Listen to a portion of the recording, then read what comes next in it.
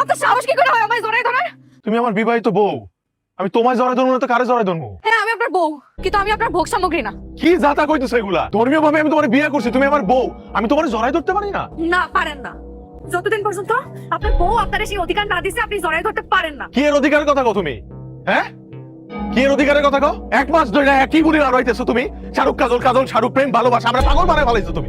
আমি যদি তোমার কাছে যাইতে না পারি, আমি তোমার বুঝামো কেমনে যে আমি তোমার ভালোবাসি? কতটা ভালোবাসি আমি বুঝামো কেমনে এটা? আপনি আমাকে ভালোবাসেন।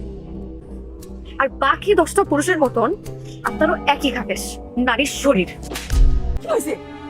শুরু করলি তোরা? এখনো শুরু করি নাই, আমরা শুরু করবো। গত এক মাস ধরে আমার পুতুলের মতো নাচাইতেছে আর আমিও নাচতেছি, যা কয় তাই করি।